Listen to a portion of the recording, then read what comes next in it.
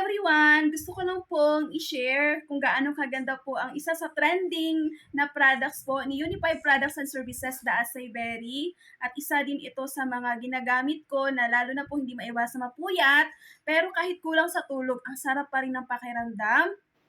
At sa lahat po ng may mga cancer, breast cancer, actually, meron po akong video na ipapakita po para ma-inspire po tayo. Please watch this video po.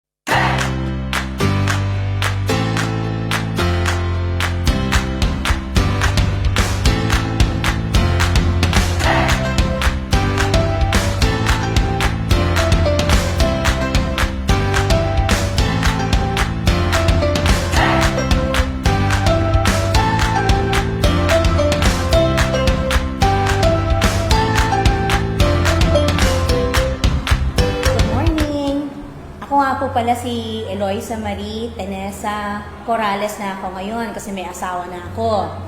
Isa akong guro dito sa eskwelahan ng Mariano Q. Umipig National High School ng Kayasan, Urdaneta City, Pangasinan. Latter part ng buwan ng September 2017, meron akong nakapa na bukol dito sa aking right lower part ng aking dibdib. Siguro, yung nature ng work ko bilang isang guro, di ba nga, alam naman ninyo na ang trabaho namin, hindi lang dito sa school, naiuwi pa namin yan sa bahay. And during that time, dumami, sobrang dami ng mga paperworks na kailangan namin i-accomplish. Hindi ko pa naman alam ang stage ng cancer ko. At hindi ko rin alam na may cancer ako that time. Kaya sabi ko, kailangan i-condition ko yung sarili ko. Although, sa sarili ko, hindi ko matanggap. Bakit ako tinamaan ng ganito? Ngayon pa, na nagbe-build ako ng family, sabi ko. Nung nakaramdam ako ng chest pain, buong chest ko, December 1, 2017, nag-decide ako na right after yung kasal, aakyat ako ng Baguio City, magsisik na ako ng formal medical attention. Sabi ko, ihanda ko na yung sarili ko, tignan ko kung kakayanin ng payslip ko. Mas i-loan ko yung lahat-lahat ng just so ma-treat ko yung aking sarili. I am willing to save myself na ang sasagot yung aking sweldo pang natitira. Nung nagpa-check up kasi ako ng January 5, parang na-confirm. Kasi sabi ko, kailangan malaman ko kung ano talaga to para alam ko kung ano yung aking mga susunod na hakbang. Nung tinawag nila akong umakyat ulit ng January 8 yata or 9, you are to submit yourself sa biopsy. Alam ko kasi na ang biopsy, mas thorough na examination yun para makita kung may mga abnormal cells inside. Tapos, nung kinunan nila ako, lumabas ang result mga 2nd to 3rd week na ng February. Hinan over nila sa akin yung paper. I was able to read na nakalagay doon is malignant. Carcinomic, sabi niya. Para akong binigsakan ng bomb. Kasi alam ko na yun para akong, para akong nasintensyahan. Na-discover ko na yung acai berry na yan nung, in the middle of my treatment. Mag-offer siya sa akin ng isang cup full na ganon. Ako naman, inom lang ako ng inom. That time on, puro na ako, Unified Products na ako. Especially yung acai, yung ascorbate, tsaka yung, detox nga. Ang detox, every 6 months lang yon. Tapos, dinagdagan ko pa siya ng Arctic, nagiinom pa ako ng detox, meron pa akong Prime Shape, kasi nga hindi ako mabubuhay yata na walang kape. Tapos, nag-Garcinia din ako. All throughout the session, nakabonet ako. Kasi nga, ayokong makita ko ng mga estudyante ko na wala akong buhok. More so, kapag nakatayo kasi ang teacher, ang attention nasa sa iyo. Baka mamaya ang tingin nila nasa ulo ko naman.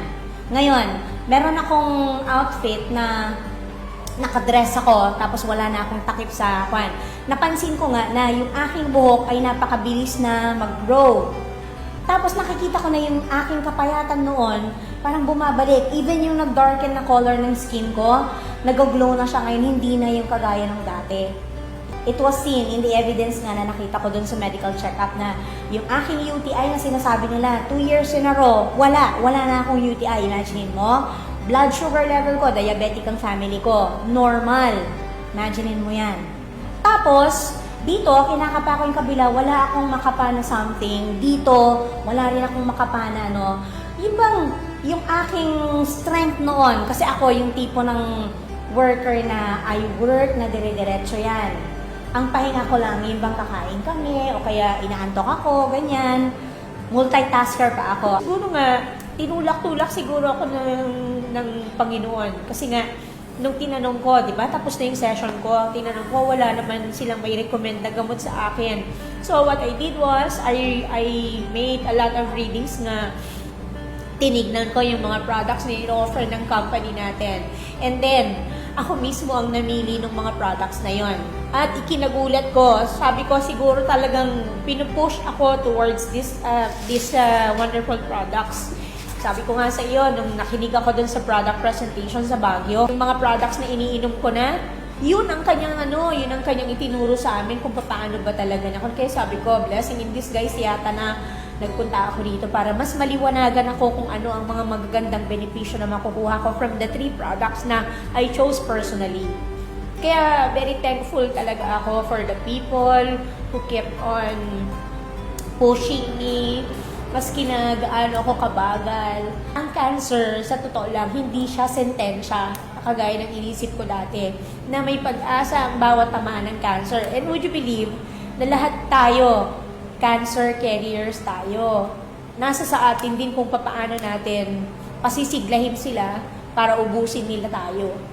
Ngayon, at meron ng mga unified products, it's about time makipagsabayan tayo sa kanila.